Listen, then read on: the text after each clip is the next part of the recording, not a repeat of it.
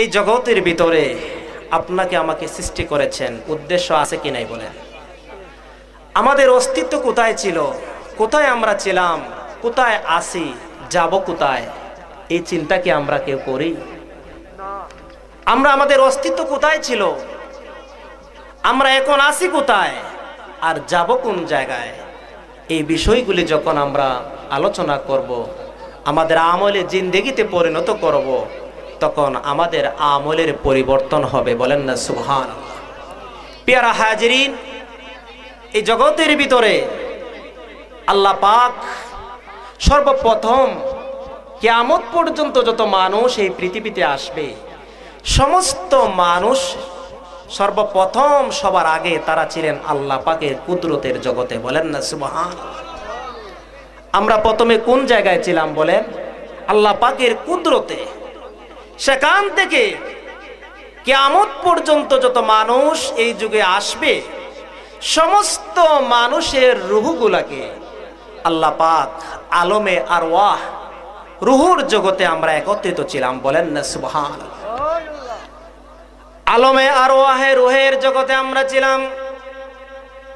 পৃথিবীর শুরু থেকে যত মানুষ চলে গেছে, যত মানুষ আসছে, আর কিয়ামত পর্যন্ত যত মানুষ আসবে, সমস্ত মানুষের রুহ, সমস্ত নবী এবং রাসূলগণের রুহ এক জায়গায় ছিল, আমরাও ছিলাম সেখানে।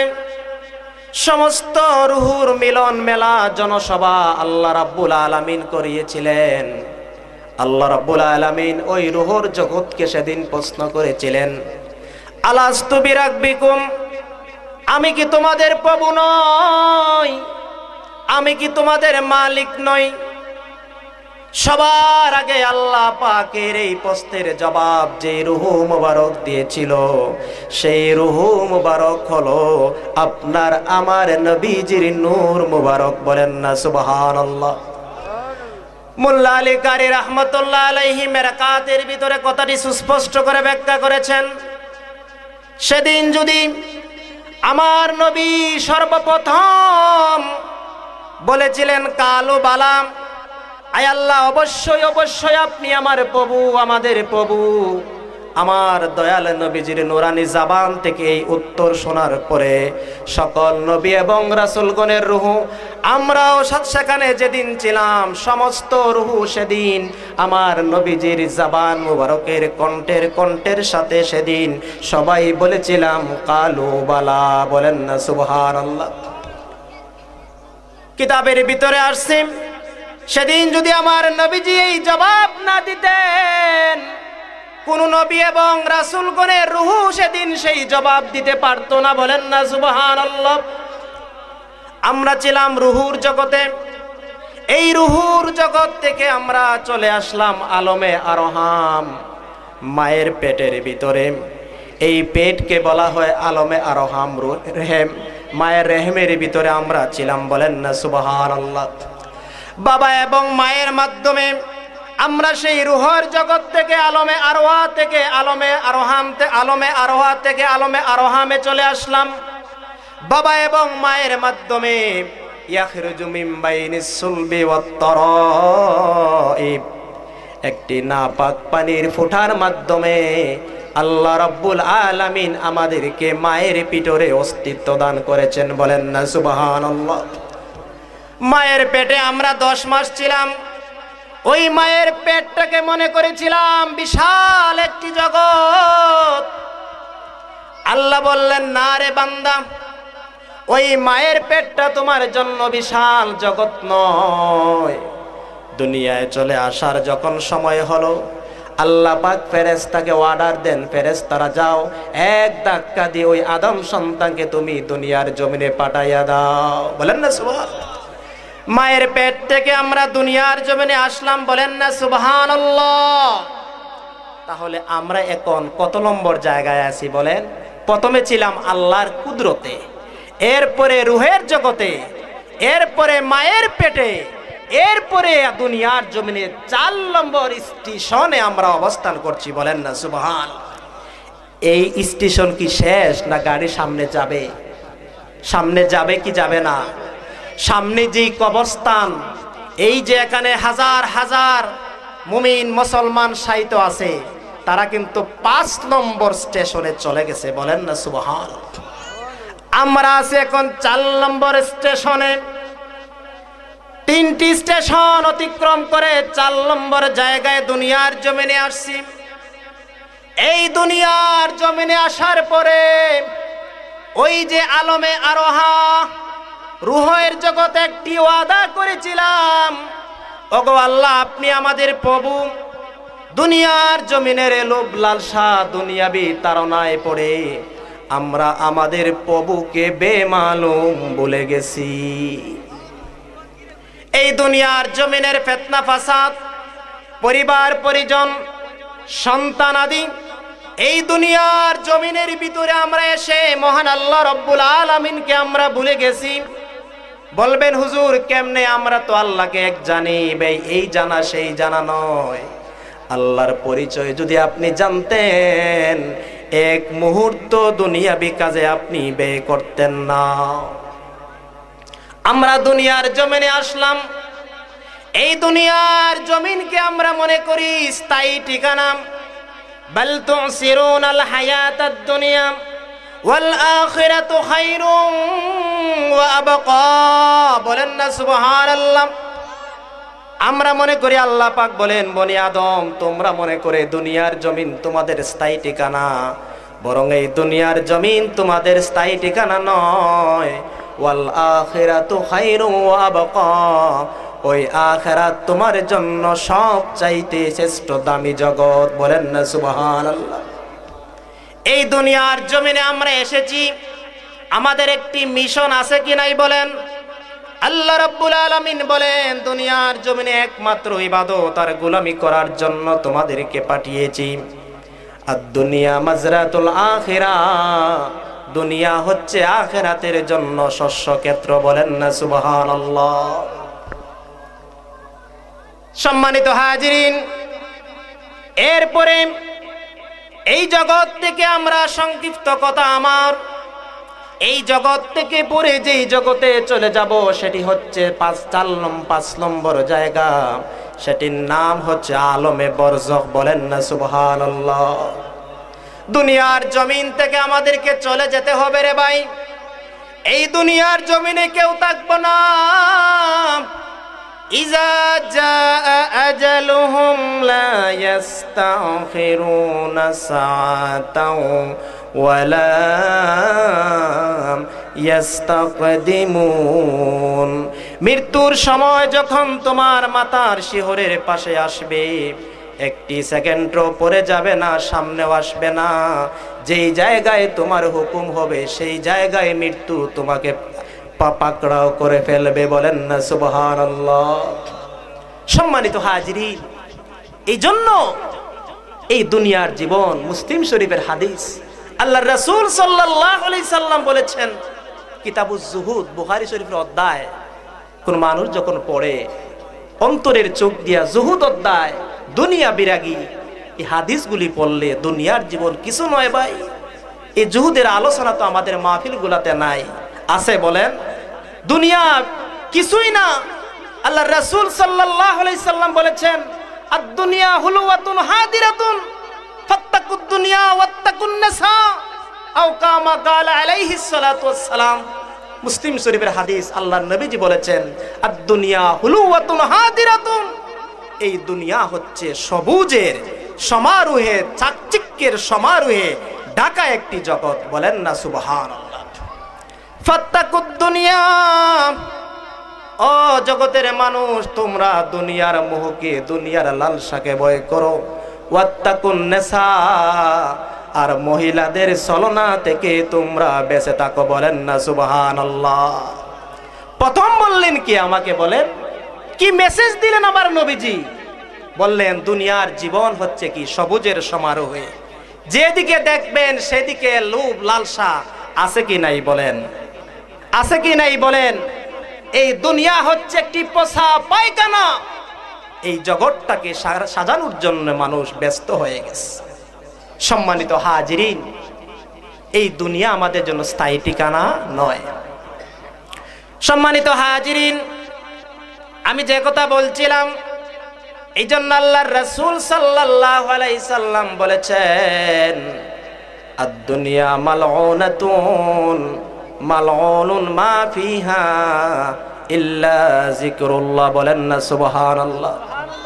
তিরমিজি শরীফের দ্বিতীয় খণ্ডের 58 নং পৃষ্ঠা আল্লাহর রাসূল বলেছেন, আদ-দুনিয়া মালউনাতুন, এই দুনিয়ার সব কিছু ধ্বংস, ও মালউনুন মা ফিহা, আর দুনিয়ার ভিতরে যা কিছু আছে সব ধ্বংসশীল, ইল্লা যিকরুল্লাহ, কেবলমাত্র আপনার হায়াতের জীবনের ওই সময়টা ধ্বংস নয় যেই সময়ের ভিতরে আল্লাহর গোলামি আছে। বলেন না সুবহানাল্লাহ। এখন আমরা যে ওয়াজ মাহফিলে বসে আছি, এটি কি জিক্রুল্লাহর ভিতরে পড়ে নাকি দুনিয়ার ভিতরে পড়ে? এটি ইবাদতের ভিতরে পড়ে কিনা বলেন? এখানে জিক্রুল্লাহ বলে লা ইলাহা ইল্লাল্লাহ না, এটি একটি অর্থ, কিন্তু এখানে জিক্রুল্লাহর আম অর্থ হচ্ছে আল্লাহ পাকের ইবাদতের জন্য যত ইবাদত রয়েছে সবগুলা ইবাদতই এখানে জিক্রুল্লাহ। বলেন না সুবহানাল্লাহ।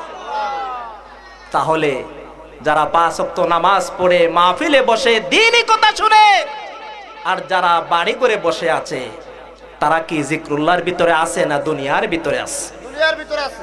সম্মানিত হাজিরিন, এই যে মজলিসে বসে আছেন, এটি ইবাদত কিনা বলেন?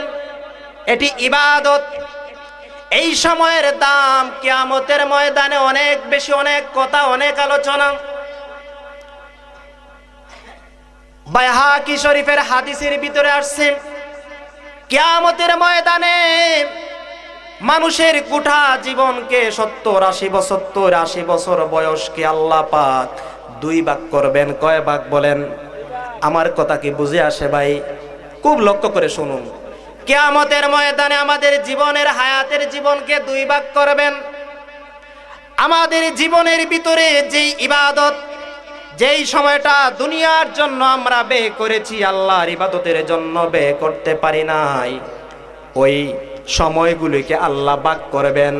আর একটি ভাগ করবেন আপনার হায়াতে জীবনের যেই সময়গুলি আল্লাহর গোলামির ভিতরে কাটিয়েছেন, ওটাকে 1 ভাগ করবেন। দুনিয়ার জন্য যেই হায়াতি জীবন, ওটাকে আল্লাহ পাক জাহান্নামে দিবেন। বলেন না নাউজুবিল্লাহ। আর আল্লাহ পাকের ইবাদতের জন্য আপনি জীবনের যেই হায়াতি জীবনের যেই সময়টা কাটিয়েছেন, ওই সময়টাকে আল্লাহ কিয়ামতের ময়দানে চিরস্থায়ী জান্নাতে প্রবেশ করাবে। বলেন না সুবহানাল্লাহ। মনে কইরেন না ওয়াজ মাহফিলে গেলে নামাজ রোজা ভালো ভালো কাজ করলে আপনি টগে গেছেন। টগেন নাই ভাই। ওই কিয়ামতের ময়দানে আল্লাহর ইবাদতের জন্য যে সময়টি আপনি ব্যয় করবেন, ওই সময়টি আল্লাহ পাক কবুল করে জান্নাতে নসিব করবেন। বলেন না সুবহানাল্লাহ। আমি যেই কথা বলছিলাম, ফাত্তাকুদ দুনিয়া ওয়াত্তাকুন নিসা, এখানে অর্থ হলো নারীদের ছলনায় পা দেওয়া যাবে না। এই জগতের ভিতরে মানুষ ধ্বংস হওয়ার ভিতরে একটি কারণ হচ্ছে নারীদের ছলনা। কারণ আল্লাহ রাব্বুল আলামিন এই নারী জাতিকে আদম আলাইহিস সালাতু ওয়াস সালামের পিঠের সেই বাঁকা হাড় থেকে তাদেরকে তৈরি করেছেন। বলেন না সুবহানাল্লাহ। নারী জাতির মোহে পড়া যাবে না। এই পৃথিবীতে সর্বপ্রথম যেই হত্যাকাণ্ড হয়েছিল, আদম আলাইহিস সালাতু ওয়াস সালামের ছেলে কাবিল হাবিলকে হত্যা করেছিল, এটাও কিন্তু নারী গঠিত কারণ। কি বলেন ঠিক কিনা? কি গঠিত কারণ বলেন? নারী গঠিত কারণ। এই জন্য আল্লাহর নবীর একজন পয়গম্বর, যার নাম ছিল হযরতে মূসা আলাইহিস সালাতু ওয়াস সালাম। বলেন না সুবহানাল্লাহ। নাম কি বলেন? মূসা আলাইহিস সালাতু ওয়াস সালাম আল্লাহ পাকের একজন জলিলুল কদর নবী ছিলেন, পয়গম্বর ছিলেন। একবার বনি ইসরাইলের কিপ্তি বংশের একজন দাসকে তিনি তাপ্পড় মারতে গিয়া, ইচ্ছা ছিল না, তাপ্পড় মারার শাসন ছিল, উদ্দেশ্য মরে গেছে। একজন নবী এবং রাসূলের শরীরের ভিতরে মানুষ 40 জন পুরুষের সম পরিমাণ শক্তি তাকে। বলেন না সুবহানাল্লাহ। যে হযরতে মূসা আলাইহিস সালাতু ওয়াস সালাম তাপ্পড় মারছিলেন কিপ্তি বংশের একজন গোলামকে, সাথে সাথে সে ইন্তেকাল করলো। ফেরাউন তার বিরুদ্ধে হুলিয়া জারি করলো। আল্লাহ পাক সাথে সাথে বললেন, তুমি এই দেশ পরিত্যাগ করে তুমি হিজরত করো। বলেন না সুবহানাল্লাহ। হযরতে মূসা আলাইহিস সালাতু ওয়াস সালাম হিজরত করা শুরু করে দিলেন। হিজরত করতে করতে তিনি মাদিয়ান শহরে এসে পৌঁছে গেলেন। বলেন না সুবহানাল্লাহ। মাদিয়ান শহরে যখন তিনি পৌঁছলেন, মুসাফির মানুষ, বাড়ি নাই, ঘর নাই, খাবার নাই, গাছের নিচে তিনি আরাম ফরমাচ্ছেন। এমন সময় দেখলেন সেখানের ভিতরে একটি কূপ রয়েছে। এই কূপ থেকে মানুষ তাদের উটের বাচ্চাদেরকে পানি খাওয়াচ্ছে। দুইজন মহিলা সেই পানি পান করানোর জন্য তারা পাশে দাঁড়িয়ে আছে। আল্লাহর নবী হযরতে মূসা আলাইহিস সালাম বললেন, হে মেয়েরা, তোমরা কেন এখানে দাঁড়িয়ে আছো? বলল, এই পুরুষ লোক যখন চলে যাবে আমরা আমাদের বকরির পালকে পানি পান করাবো। এমন সময় মূসা আলাইহিস সালাতু ওয়াস সালাম তিনি চলে গেলেন সেখানে। সেই কূপের উপর বিশাল একটি ঢাকনা ছিল। হাত দিয়ে এই ঢাকনাকে তুলে নিয়ে তিনি তাদের পানি পান করানোর কাজে তিনি সাহায্য সহযোগিতা করলেন। বলেন না সুবহানাল্লাহ। এই মেয়েরা বাড়িতে চলে গেল, গিয়ে বলল, আব্বা জান। তাদের বাবা প্রশ্ন করলেন, আজকে কেন তোমরা এত তাড়াতাড়ি তোমরা চলে আসলে? প্রতিদিন দেরিতে আসতে। বলেন, একবার একজন আমানতদার যুবককে পাইলাম, সে আমাদেরকে সহযোগিতা করেছে। আর যেই বৃদ্ধ বাবা সেখানে ছিলেন দুনিয়ার সাধারণ মানুষ নয়, তিনি ছিলেন আল্লাহর পয়গম্বর হযরতে শুআয়ব আলাইহিস সালাতু ওয়াস সালাম। বলেন না সুবহানাল্লাহ। আগামীকাল তোমরা সেখানে যাবে, যাওয়ার পর ওই যুবককে তোমরা নিয়ে আসবে। এবার হযরতে শুআয়ব আলাইহিস সালাতু ওয়াস সালামের দুইজন মেয়ে বললেন, আব্বা আমাদেরকে যেতে বলছে, আপনাকে আমার সাথে যেতে বলছে। এবার হযরতে মূসা আলাইহিস সালাতু ওয়াস সালাম বললেন, তাহলে তো ভালো হয়। এই দেশে আমি একজন মুসাফির, বাড়ি নাই, কিছু নাই। যদি এদের বাড়ি গিয়ে খাওয়া দাওয়ার টাকার ব্যবস্থা হয়, লাভ না ক্ষতি? বলেন, লাভ না ক্ষতি? লাভ। এবার তিনি চললেন, বললেন, আমরা দুইজন মেয়ে সামনে সামনে যাব, আপনি পিছনে পিছনে আইসেন। আল্লাহর পয়গম্বর মূসা আলাইহিস সালাতু ওয়াস সালাম কি রাগী পয়গম্বর, গরম পয়গম্বর না নরম পয়গম্বর? গরম। কেমন গরম? এক তাপ্পর মারছে, কিপ্তি ইন্তেকাল করছে। শুধু ওনাকে মারে নাই, জিব্রাইল আমিন আজরাইল আলাইহিস সালাম জান নেওয়ার জন্য আসছিলেন, তাকেও একটি তাপ্পর মারছিলেন এই পয়গম্বর। আমি সেদিকে যাব না। সম্মানিত হাজিরিন, যে কথা বলছিলাম, ফাত্তাকুদ্দিনে ওয়াত্তাকুন নিসা, মহিলার সরলতাকে বেঁচে থাকো। পয়গম্বরগণ কেমনে এটি সতর্ক ছিলেন বোঝানোর জন্য বললেন, আমি একজন পয়গম্বর আর আমি দুইটি মেয়ের পিছনে পিছনে হাঁটবো, এটি তো হয় না। তোমরা আমার পিছনে হাঁটবা, তোমাদের সামনে আমি হাঁটবো, পিছন থেকে আমাদেরকে রোড দেখায় দিবা, রাস্তা দেখায় দিবা, ডিরেকশন দিবা। তোমাদের সামনে আমি আসবো, তোমাদের পিছনে আমি হাঁটবো না। বলেন না সুবহানাল্লাহ। কথা আমি সেদিকে নিলাম না। তার মানে আমরা কি নারীদের পিছনে থাকবো না নারীদের নেতৃত্ব দিব? আর রিজালু কাওয়ামুনা আলান নিসা, আল্লাহ পাক কোরআনে বলছেন মহিলাদের উপর নেতৃত্ব দিবে পুরুষ। বলেন না সুবহানাল্লাহ। এখন যদি আমরা দেখা যায় অনেক মানুষও মহিলার পিছনে মিছিলও করে, কি বলেন, ঠিক কিনা? তো যারা মিছিল করে এরা মহিলার পিছনে না আগে থাকে? পিছনে না আগে থাকে? আল্লাহর পয়গম্বর মূসা কি আগে ছিলেন না পিছনে ছিলেন? আগে ছিলেন। সম্মানিত হাজিরিন, আমি যেই লাইনের আলোচনায় ছিলাম যে এই দুনিয়ার জীবন আমাদের চিরস্থায়ী জীবন নয়। আমি যেখানে আলোচনায় ছিলাম যে আল্লাহ পাক এই আলমে, এই জগতে আমরা আছি, এখান থেকে আমাদেরকে আলমে বরজখে যেতে হবে কিনা, ওই কবরস্থানে যাইতে হইবে কিনা বলেন। সম্মানিত হাজিরিন, এই কবরস্থানে মানুষ যাবে। আখিরাতের মানজিলের প্রথম মানজিল হলো কবর। এই কবর হলো বরজখে জিন্দেগি। এই কবরটার ব্যাপারে আল্লাহর হাবিব বলেছেন, আল কবরু রাউদাতুম মিন রিয়াদিল জান্নাহ আও হুফরাতি মিন হুফারিন নিরান। ও জগতের মানুষ শোনো, এই কবরটা হচ্ছে জান্নাতের একটি গর্ত, অথবা এই কবরটা হচ্ছে জাহান্নামের একটি গর্ত। আল্লাহু আকবার। আমল যদি তোমার ভালো হয়, এই কবরটা হয়ে যাবে জান্নাতের বাগান। বলেন না সুবহানাল্লাহ। আর আমল যদি তোমার মন্দ হয়ে যায় তাহলে এই কবরটা হয়ে যাবে তোমার জাহান্নামের একটি বাগান। আল্লাহু আকবার। সম্মানিত হাজিরিন, এই জন্য এই বরজখী জিন্দেগিতে আমাদের যেতে হবে কি হবে না বলেন? এই জগতের ভিতরে এমন কোনো মানুষ নাই যার মরণ নাই, কি বলেন ঠিক কিনা? কুল্লু নাফসিন যায়িকাতুল মাউত। আল্লাহ পাক কোরআনে পাকের ভিতরে বলছেন প্রত্যেক মানুষ অবশ্যই অবশ্যই মৃত্যুর স্বাদ তাদেরকে বাগ নিতে হবে। বলেন না সুবহানাল্লাহ। সম্মানিত হাজিরিন, কোন নবী এবং রাসূলগণ এই জগতের ভিতরে স্থায়ী ছিলেন না। আমরা তো এই জগতের ভিতরে এসে মনে করে থাকি বিশাল শক্তি হয়ে গেছে।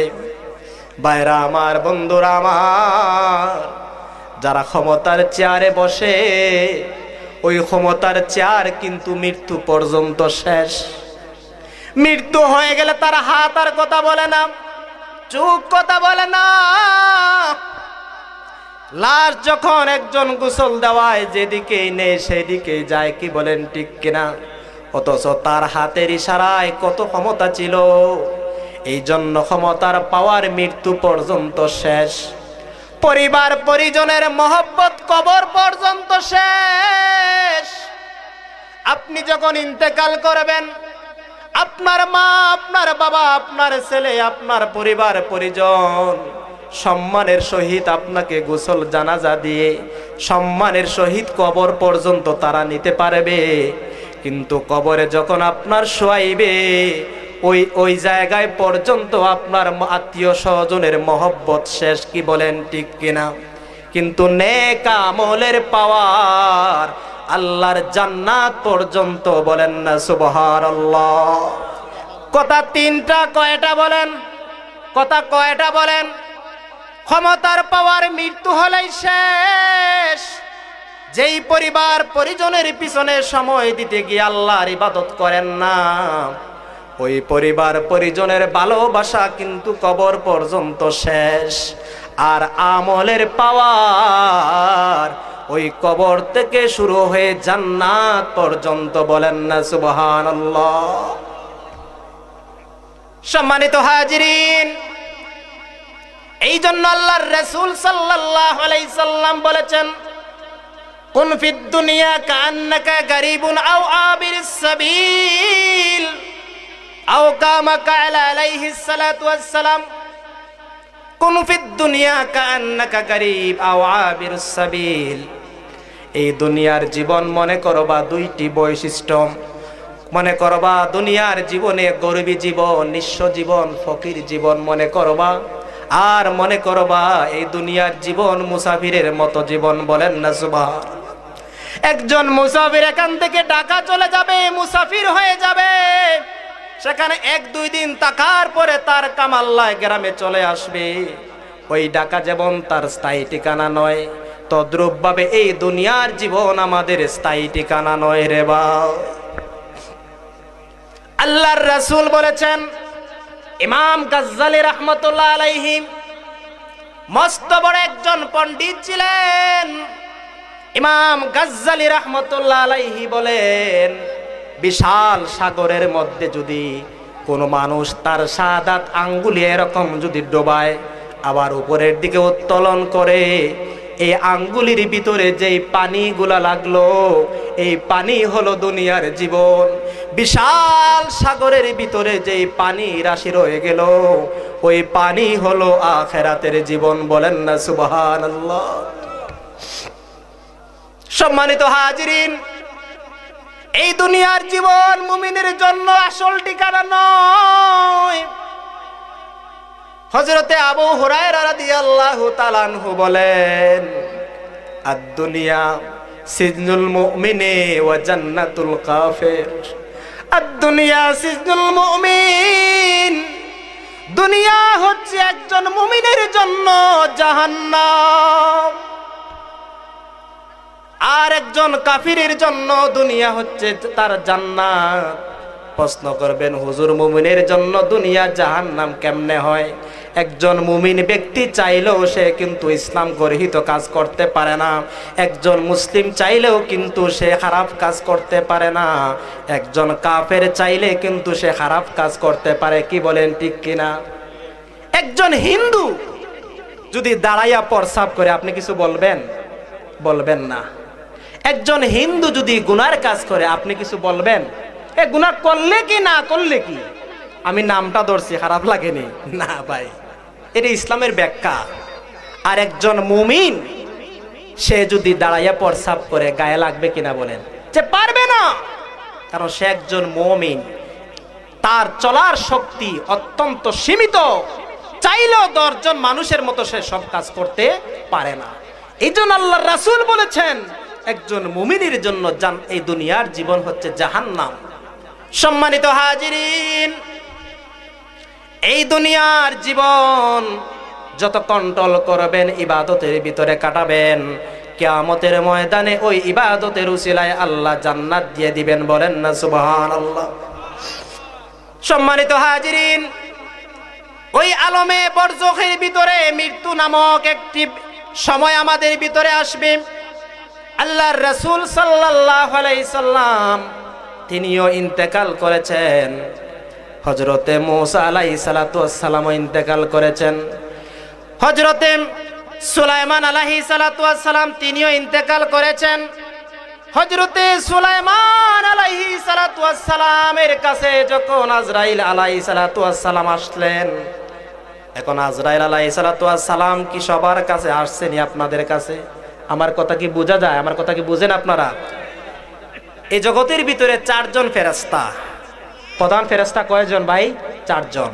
একজন হচ্ছেন হযরতে জিবরাইল আলাইহিস সালাতু ওয়াস সালাম, ইনি হচ্ছেন আল্লাহর তত্ত্বমন্ত্রী। কি মন্ত্রী বলেন? তত্ত্বমন্ত্রী। বাংলাদেশ সরকারের ক্যাবিনেটে তত্ত্বমন্ত্রী আছে কিনা বলেন? কিছুদিন আগে তো সব চেয়ারে ঘুরে লাল কালি বসাইয়া দিল। কি বলেন, আসেনি? নাই। তত্ত্বমন্ত্রী কি আছে? নাই। আল্লাহ পাকের একজন তত্ত্বমন্ত্রী আছে। তত্ত্বমন্ত্রীর নাম কি বলেন? হযরতে জিবরাইল আলাইহিস সালাতু ওয়াস সালাম। তারপরে আল্লাহ পাকের একজন খাদ্যমন্ত্রী আছে, তার নাম কি বলতে পারেন? হযরতে মিকাইল আলাইহিস সালাতু ওয়াস সালাম। তিনি খাদ্যমন্ত্রীও পানি মন্ত্রীও।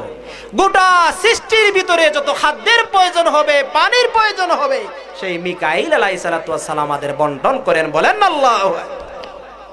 তারপরে আরেকজন ফেরেশতা হযরতে জিবরিল আলাইহিস সালাতু ওয়াস সালাম।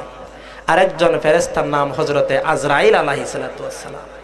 এই জগতের ভিতরে মানুষ, জিবরিলের নামে মানুষ আছে। ইসরাফিল আলাইহিস সালাম আরেকজন 4 নম্বর ফেরেশতা, সিংহা। তিনি এরকম মুখে নিয়ে, খুব লক্ষ্য করুন, এরকম সিংহাটা মুখে নিয়ে আর সে আজিমের দিকে তাকিয়ে আছেন। কবে আল্লাহ পাক অর্ডার দিবেন, সাথে সাথেই বাঁশি কিয়ামত হয়ে যাবে। বলেন আল্লাহু আকবার। সম্মানিত হাজিরিন, মানুষের নাম ইসরাফিল আছে, আছে কিনা বলেন? জিবরাইল আছে। আজ পর্যন্ত কারো নাম শুনছেন আজরাইল রাখতে? আছে? কামাল্লা কারো নাম আজরাইল আছে? এই নাম কেউ রাখে? রাখলে দোষ কি? বলে এই নামের ভিতরে একটি ভয়ানক বিষয় আছে। আজরাইল যেই করে একবার ঢুকে সেখানে কান্নার মাতুম পড়ে যায়। বলেন ঠিক কিনা? ঠিক কিনা বলেন? সম্মানিত হাজিরিন, সেই আজরাইল আলাইহিস সালাতু ওয়াস সালাম আল্লাহর পয়গম্বর হযরতে সুলাইমান আলাইহিস সালাতু ওয়াস সালামের কাছে আসছিলেন। এসে বললেন সময় শেষ, প্রস্তুত হও। সুলাইমান আলাইহিস সালাতু ওয়াস সালাম আল্লাহর কোরআন সাক্ষী, তিনি বায়তুল মুকাদ্দাস মসজিদ নির্মাণ কাজে তিনি সহযোগিতা করছিলেন। জিনদেরকে নিয়ে তিনি বায়তুল মুকাদ্দাস মসজিদ নির্মাণ করতেছিলেন। এমন সময় জিবরাইল আমিন আজরাইল আলাইহিস সালাতু ওয়াস সালাম হাজির। তিনি আল্লাহকে প্রশ্ন করলেন, আল্লাহ গো, আপনার মসজিদ তৈরি করার জন্য আমি হাত দিয়েছি জিনদেরকে নিয়ে। আমি জিন ছিলেন সেখানের মিস্ত্রি। কি ছিলেন বলেন? জিনদেরকে নিয়ে বায়তুল মুকাদ্দাস তৈরি হয়েছিল। আমি যদি এই মুহূর্তে ইন্তেকাল করি, এই দুষ্ট জিনেরা তোমার ঘর তৈরি করবে না। সুতরাং আরো 2টি বছর আমার হায়াতের প্রয়োজন। আপনার ঘরের জন্য 2টি বছর আমাকে হায়াত দিয়ে দেন। আল্লাহু আকবার। নিজের জন্য না, আল্লাহর ঘর প্রতিষ্ঠার জন্য। আল্লাহর কোরআন সাক্ষী, কোরআনের ভিতরে কথাগুলি এসেছে। আল্লাহ পাক বলবেন, ওরে আমার পয়গম্বর সুলাইমান, একটি সময়ও তোমাকে হায়াত দেওয়া লাগবে না, দেওয়ার প্রয়োজন নাই, দিতে যাওয়া যাবে না। সুতরাং তুমি একটি কাচের বাক্স বানাও। ওই কাচের বাক্স বানানো হলো। আল্লাহর পয়গম্বর সুলাইমান আলাইহিস সালাতু ওয়াস সালাম কাচের বাক্সের ভিতরে ঢুকলেন। তার হাতের ভিতরে ছিল লাঠি। ওই কাচের বাক্সের ভিতরে দাঁড়ানো অবস্থায় আল্লাহ রাব্বুল আলামিন সুলাইমান আলাইহিস সালাতু ওয়াস সালামের ইন্তেকাল করাইয়া দিলেন। ওদিকে জিনরা দেখতেছে তাদের পয়গম্বর দাঁড়িয়ে আছেন। 2 বছর হয়ে গেল, বাইতুল মুকাদ্দাস মসজিদ নির্মাণ হয়ে গেল। এবার আল্লাহ পাক উই পোকা ঢুকাইয়া দিলেন লাঠির নিচে। ওই উই পোকা লাঠি খাইতে খাইতে লাঠি কাটো বাট্টি হয়ে গেল, ছোট হয়ে গেল। হযরতে নবী পয়গম্বর সুলাইমান আলাইহিস সালাতু ওয়াস সালামের দেহ মুবারক পড়ে গেল। এবার জিনেরা বুঝলো, হায় হায় হায় হায়, আমরা তো মনে করেছিলাম আমাদের পয়গম্বর সুলাইমান জীবিত, আসলে তো সেই 2টি বছর সেখানে মৃত ছিল। আল্লাহু আকবার। হায়াত কি পাইছে? ওই যে বলছিলাম, ইজা জা আজালুহুম লা ইস্তাখিরুনা সাআতাও ওয়া লা ইস্তাকদিমুন। সম্মানিত হাজিরিন, রাসূল পাক সাল্লাল্লাহু আলাইহি সাল্লাম যখন দুনিয়ার জীবনে আমার নবী ছিলেন, একদিন হযরতে আবু বকর রাদিয়াল্লাহু তাআলা আনহু পানি চাইলেন সাহাবীদের কাছে। সাহাবায়ে কেরামগণ আবু বকর রাদিয়াল্লাহু তাআলা পানি দিলেন, তার সাথে দুধ মিশাইয়া দিলেন। কি মিশাইয়া দিলেন বলেন? দুধ মিশাইয়া দিলেন। হিলিয়াতুল আউলিয়ার ভিতরে কথাটি আসছে, বলেন না সুবহানাল্লাহ। দুধ মিশাইয়া দিলেন।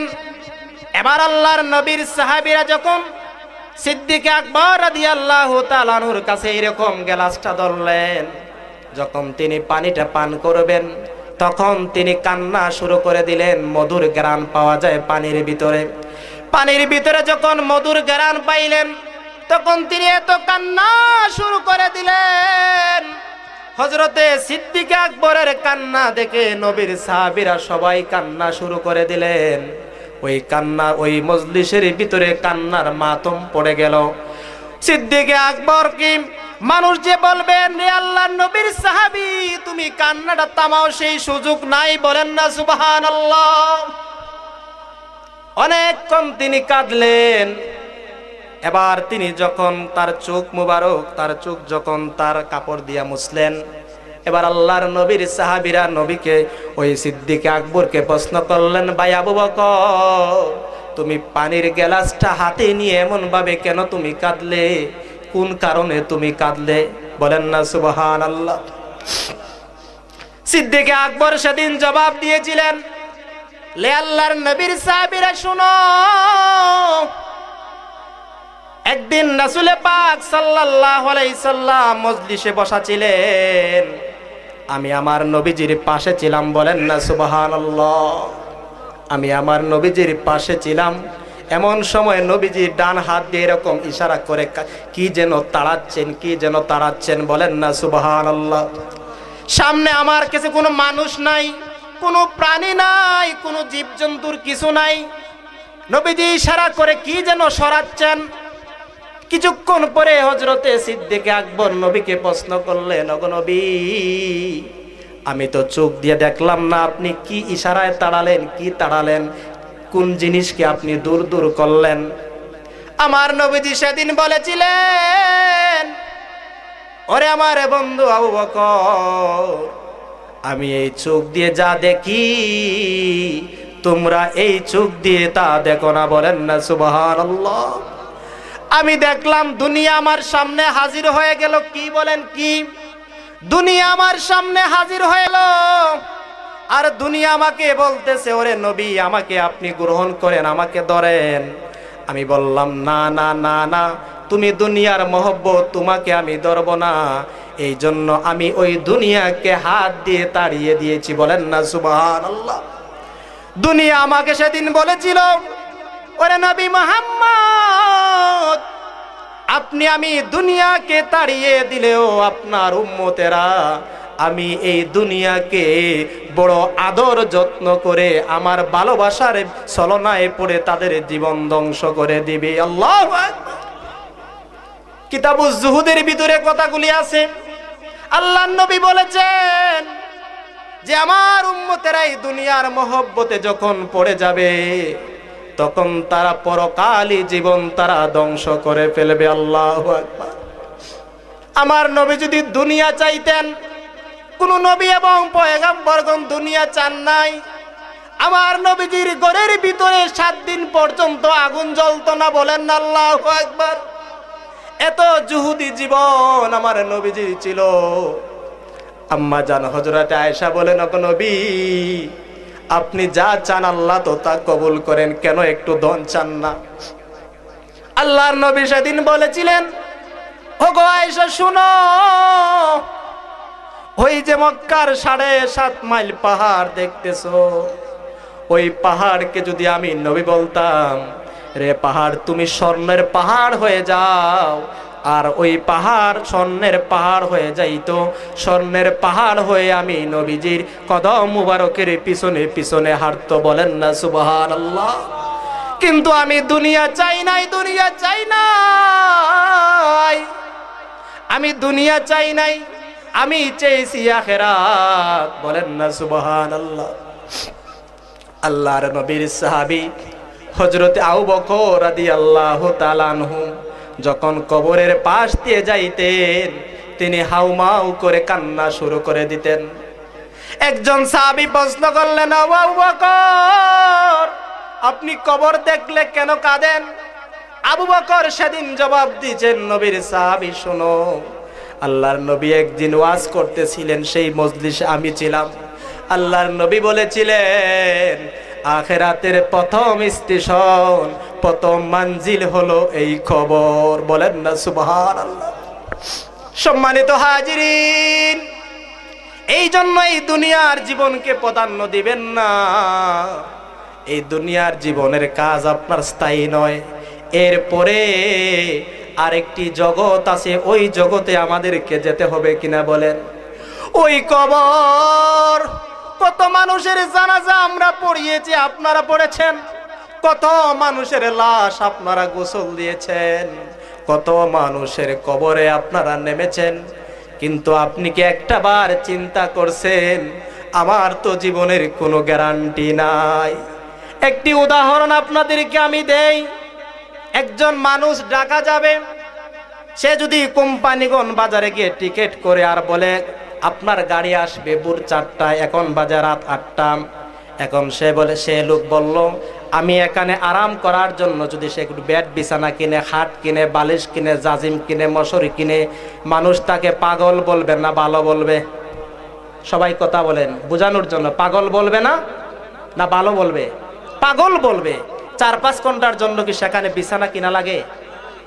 অথচ এই লোক জানেই যে আমার গাড়ি ভোর 4টায় আসবে, 4টায় তার গাড়ি আসবে, এই কথা জানার পরেও সামান্য কিছু আসবাবপত্র সে সেখানে ক্রয় করেছে আরামে থাকার জন্য। সমাজের মানুষ যদি তাকে পাগল বলতে পারে, যে হায়াতি জীবন আপনাকে আল্লাহ আমাকে দিয়েছেন, এই হায়াতে জীবনের কোনো গ্যারান্টি আছে কি?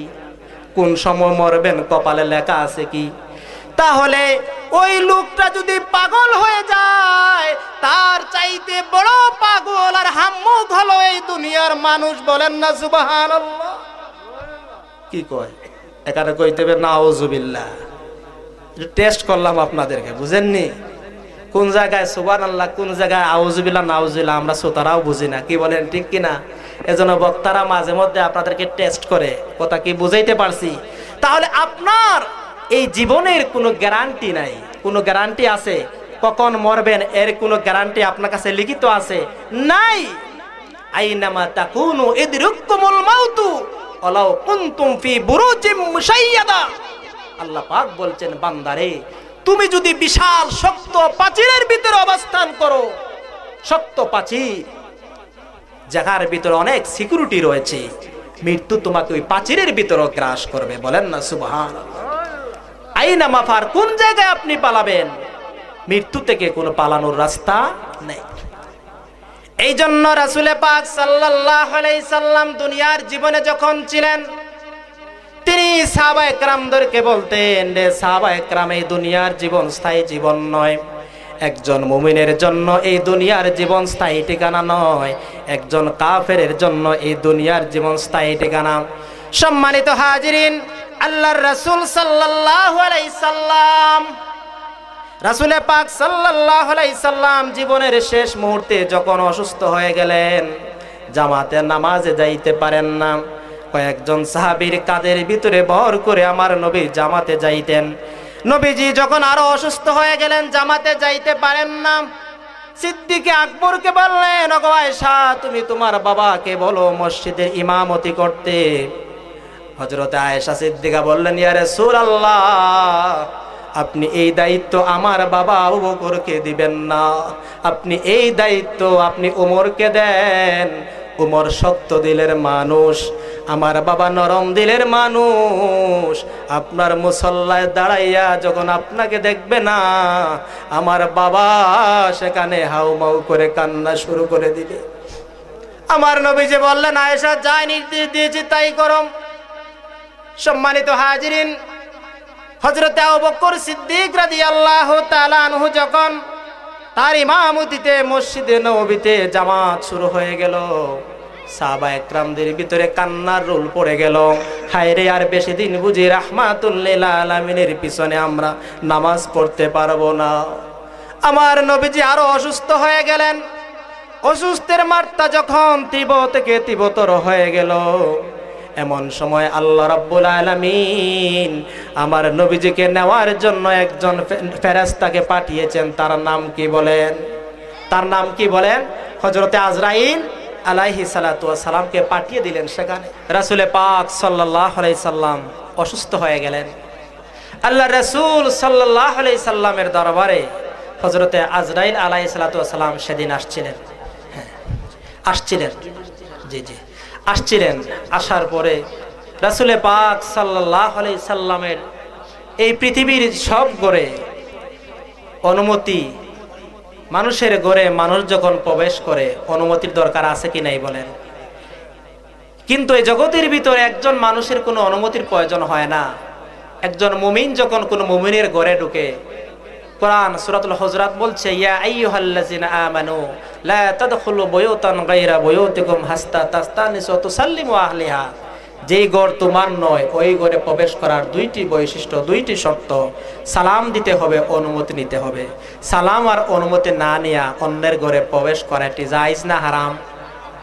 সম্পূর্ণ হারাম। এই আমল কি আমাদের সমাজে আছে? পুরুষরা একেবারে ফাঁকঘর পর্যন্ত চলে যায়, চাচি চাচি আর বাবি বাবি বলে। ইসলামী শরীয়ত এটি জায়েজ নাই। আল্লাহ রাসূলের ঘরে রাসূলের পাক সাল্লাল্লাহু আলাইহি সাল্লামের হুজরা মুবারকে হযরত আজরাইল আলাইহিস সালাম আসলেন। সম্মানিত হাজিরিন, আসার পরে আমার নবীজিকে সেদিন নেওয়ার জন্য আসেন নাই। আমার নবীজিকে সেদিন আল্লাহ পাক একটি অফার দিয়েছিলেন। কি অফার দিয়েছিলেন? অফার দেওয়ার পরে আল্লাহ নবীকে অফার দিয়েছিলেন, ইয়া রাসূলুল্লাহ, আমি আপনাকে নেওয়ার জন্য আসি নাই, প্রস্তাব নিয়ে এসেছি। আপনি দুনিয়ার জমিনে যদি কিয়ামত পর্যন্ত থাকতে চান, আল্লাহ পাক আপনাকে এই ক্ষমতা দিয়েছেন, বলেন না সুবহানাল্লাহ। আর আপনি যাইতে চান, এটি আপনার এখতিয়ার বিষয়। হযরতে জিবরাইল আমিনকে ডাকলেন, 650 পাকা নিয়ে মুহূর্তের ভিতরে হাজির। হযরতে জিবরাইল আমিনকে প্রশ্ন করলেন, ভাই আজরাইল তো আমার এই প্রস্তাব নিয়ে এসেছে, তুমি কি বলো? আজরাইল আলাইহিস সালাম সেদিন সরাসরি কোনো উত্তর দেন নাই, কিন্তু একটি আয়াত তাকে শোনাইয়া দিলেন আমার নবীকে, ইয়া রাসূলুল্লাহ, আমি সেখানে কোনো মন্তব্য করব না, তবে আল্লাহর কোরআনের একটি আয়াত আপনাকে শোনাইয়া দিচ্ছি, ওয়াল আখিরাতু খায়রুন ওয়া আবকা। বলেন না সুবহানাল্লাহ। একজন মুমিনের জন্য ওই আখিরাত বেশি উত্তম, বেশি স্থায়ী। বলেন না সুবহানাল্লাহ। তখন আমার নবীজি বললেন, তাহলে আখিরাত যদি একজন মুমিনের জন্য উত্তম হয়, তার ওই আখিরাতের জীবনটাই আমি চাই। বলেন না সুবহানাল্লাহ। আল্লাহর রাসূল দুনিয়ার জমিন থেকে ইন্তেকাল করলেন। সম্মানিত হাজিরিন, আমার নবী এক জগৎ থেকে আরেক জগতে স্থানান্তরিত হয়েছেন, কি বলেন ঠিক কিনা? কিন্তু আমার নবীজি আরো 10 জন মানুষের মতো মাটির সাথে পচে যান নাই, গলে যান নাই। ইন্নাল্লাহা হাররামা আলাল আরদ আন তাকুলা আজসাদাল আম্বিয়া। প্রত্যেক নবী রাসূলগণের জিসিম মোবারক আল্লাহ পাক মাটির জন্য হারাম করে দিয়েছেন। সম্মানিত হাজিরিন, শেষ কথা বলে যাই, এই দুনিয়ার জীবন আমাদের পরীক্ষার জীবন। কথা কি বুঝাইতে পারছি ভাই? এই দুনিয়ার জীবনকে আমরা আখিরাতে ওই কবরকে যাতে আরামে থাকতে পারি, ভালো ভালো কাজের ভিতরে খাটাবো, ভালো ভালো কাজ করব, ওই ভালো ভালো ভালো কাজ করে দুনিয়ার জীবন থেকে যদি যাইতে পারি, পরকালীন জীবন আপনার সুন্দর এবং সার্থক হবে। আল্লাহ পাক যেন আমাদেরকে এই ক্ষণস্থায়ী জীবনে ভালো ভালো আমল করে যাওয়ার তৌফিক দান করেন। ওয়া আখির দাওয়ানা আনিল হামদুলিল্লাহি রাব্বিল আলামিন। আসসালামু আলাইকুম ওয়া রাহমাতুল্লাহি ওয়া বারাকাতুহু।